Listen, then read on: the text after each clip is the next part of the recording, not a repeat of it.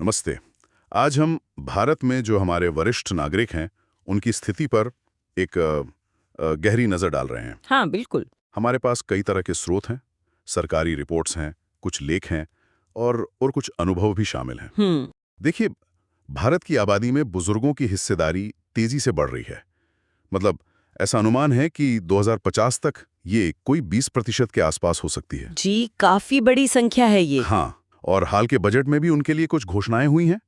तो चलिए आज इन्हीं स्रोतों के आधार पर समझते हैं कि उनके अधिकार क्या हैं, वो किन किन चुनौतियों से जूझ रहे हैं और समाज में उनकी भूमिका क्या है। बिल्कुल।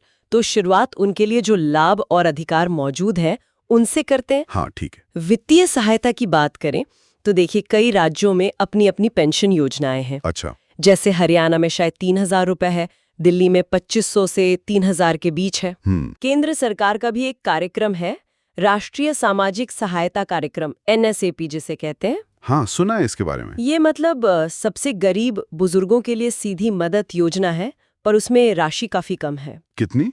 महज 200 रुपए से 500 रुपए प्रति माह। 200-500 रुपए, ये तो मतलब वाकई बहुत ही कम लगता है आज के जमाने में। हाँ, ये शायद ही काफी हो पाता होगा, लेकिन बचत और टैक्स में भी कुछ दूसरी राहतें हैं। अच्छा, जैसे पोस्ट ऑफिस और बैंकों में वरिष्ठ नागरिक बचत योजना है।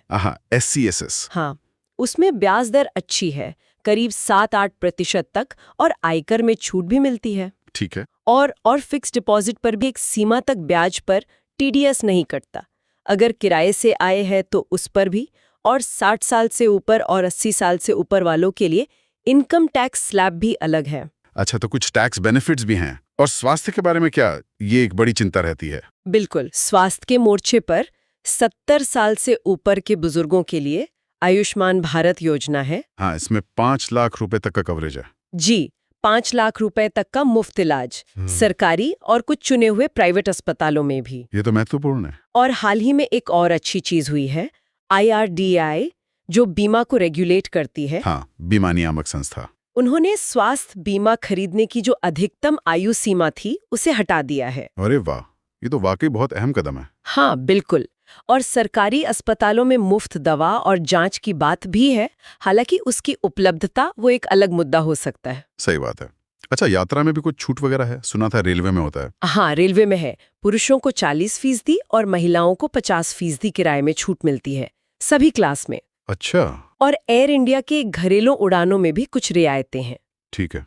और इनके अलावा सेवाएं हैं जैसे एल्डर लाइन 14567, ये काफी मददगार हो सकती हैं। ये एल्डर लाइन नंबर जरूरी है। अच्छा, ये तो हो गई सुविधाएं। कानूनी सुरक्षा के बारे में क्या, कोई खास कानून है? हाँ, एक बहुत महत्वपूर्ण कानून है 2007 का, माता पिता और वरिष्ठ नागरिकों का भरण पोषण और कल्याण अधिनियम। अच्छा, ये क्या कहता है? ये कानून बच्चों और रिश्तेदारों पर, मतलब कानूनी तौर पर बुजुर्गों की बुनियादी जरूरतें पूरी करने की जिम्मेदारी डालता है। बुनियादी जरूरतें मतलब भोजन, आवास, स्वास्थ्य देखभाल, ये सब। और अगर बच्चे ये जिम्मेदारी नहीं निभाते तो कानून बुजुर्गों को अधिकार देता है, वो 10,000 रुपए प्रति माह तक गुजारा भत्ता मांग सकते हैं। अच्छा। और अगर उन्होंने कोई संपत्ति बच्चों को दी है तो वो उसे वापस भी ले सकते हैं, या बच्चों को उस संपत्ति से बेदखल भी कर सकते हैं। ये तो काफी सख्त प्रावधान है। जी, और मुफ्त कानूनी सलाह और सहायता का भी प्रावधान है इस कानून के तहत। ये जानना बहुत जरूरी है। तो अधिकार तो काफी हैं, लेकिन जमीनी हकीकत क्या है? चुनौतियां भी तो होंगी। हाँ, चुनौतियां वो बहुत है।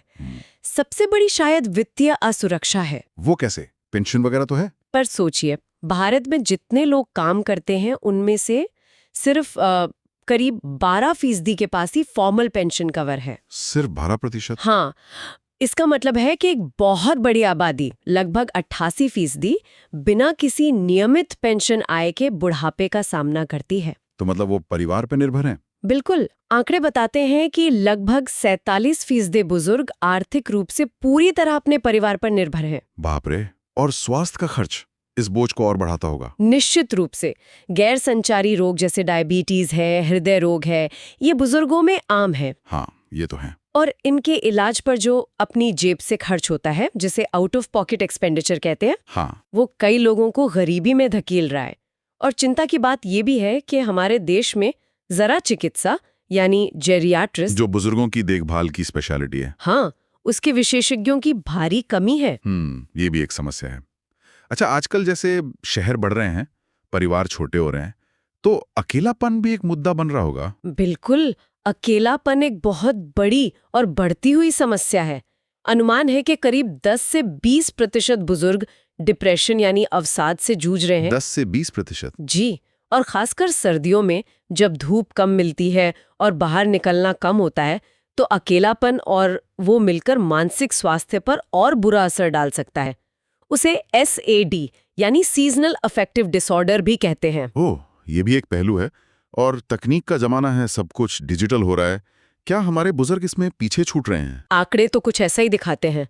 एक रिपोर्ट के मुताबिक लगभग 86% वरिष्ठ नागरिक डिजिटल तकनीक या कंप्यूटर का इस्तेमाल करना नहीं जानते। 86%, ये तो बहुत ज्यादा है। हाँ, और इसका नतीजा ये होता है कि वो कई सरकारी सेवाओं, जरूरी सूचनाओं और यहाँ तक कि सामाजिक जुड़ाव से भी वंचित रह जाते हैं। ये अलगाव को और बढ़ा देता होगा। बिल्कुल। ये वाकई चिंताजनक है। अच्छा, एक और संवेदनशील मुद्दा है उनकी सुरक्षा का। क्या दुर्व्यवहार या उपेक्षा जैसी चीजें भी होती हैं? दुर्भाग्य से हाँ, और ये एक बहुत ही गंभीर और छिपा हुआ मुद्दा है। छिपा हुआ क्यों? क्योंकि कई मामले सामाजिक कलंक या इस डर से कि अगर शिकायत की तो कौन देखेगा, इस डर से रिपोर्ट ही नहीं किए जाते। कुछ स्रोतों में तो ये भी आया कि लॉकडाउन के बाद इसमें काफी खतरनाक वृद्धि देखी गई। किस तरह का दुर्व्यवहार? इसमें वित्तीय शोषण है, मतलब पैसे हड़प लेना, भावनात्मक उपेक्षा है, बात ना करना, ध्यान ना देना, और शारीरिक दुर्व्यवहार भी शामिल है। ये तो बहुत दुखद है। हाँ, और जैसा मैंने कहा, जागरूकता की कमी या परिवार की इज्जत के नाम पर केवल लगभग 30% बुजुर्ग ही कानूनी मदद लेने की सोचते हैं या ले पाते हैं। सिर्फ 30%? जी। इसके साथ ही उनके रहने के लिए सुरक्षित, किफायती और उनकी ज़रूरतों के हिसाब से बने घर, मतलब एज फ्रेंडली आवास, उनकी भी कमी है। तो चुनौतियां तो वाकई कई सारी हैं, लेकिन हमें ये भी नहीं भूलना चाहिए कि वरिष्ठ नागरिक हमारे समाज के लिए कितने महत्वपूर्ण हैं। वो सिर्फ बोझ या आश्रित नहीं है। बिल्कुल नहीं, वो अनुभव का, ज्ञान का, हमारी परंपराओं का खजाना है। सही बात है। वो परिवार को एक स्थिरता देते हैं, भावनात्मक सहारा देते हैं, हमारी संस्कृति को अगली पीढ़ी तक पहुंचाते हैं। और ऐसा भी नहीं है कि वो बदल नहीं सकते या सीखना नहीं चाहते। केरल का उदाहरण देखिए, डिजी केरलम अभियान। हाँ, क्या है उसमें? वो दिखाता है कि कैसे तकनीक बुजुर्गों को सशक्त बना सकती है। वहाँ 105 साल के अब्दुल्ला मौलवी साहब YouTube चलाना सीख रहे हैं। 79 साल की सरसू अम्मा अपना YouTube चैनल चला रही हैं। अरे वाह, 105 साल! हाँ, तो ये उदाहरण बताते हैं कि अगर सही मौके और थोड़ी मदद मिले तो वो भी डिजिटल दुनिया में सक्रिय हो सकते हैं और इससे उनके जीवन में नया उत्साह आ सकता है। ये तो बहुत ही प्रेरणादायक उदाहरण है। तो अगर हम पूरी बात को समेटें, तो एक तरफ भारत की बुजुर्ग आबादी बढ़ रही है, जो अनुभव का भंडार है, तो दूसरी तरफ उन्हें स्वास्थ्य, वित्तीय सुरक्षा, अकेलेपन जैसी गंभीर चुनौतियों का सामना भी करना पड़ रहा है। बिल्कुल।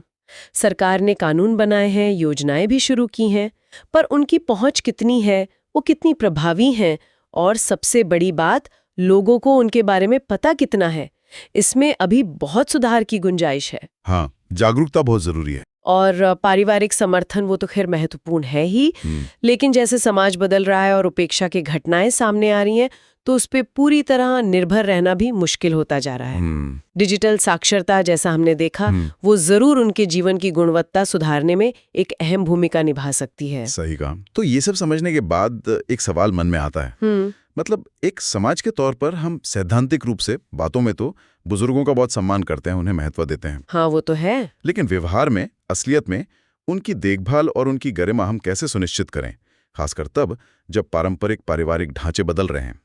क्या सिर्फ सरकारी योजनाएं और कानून काफी हैं, या हमें एक समाज के तौर पर अपनी सोच, अपने व्यवहार में भी कुछ गहरे बदलाव लाने होंगे, ताकि हमारे वरिष्ठ नागरिक सचमुच एक सुरक्षित, सम्मानित और सक्रिय जीवन जी सकें?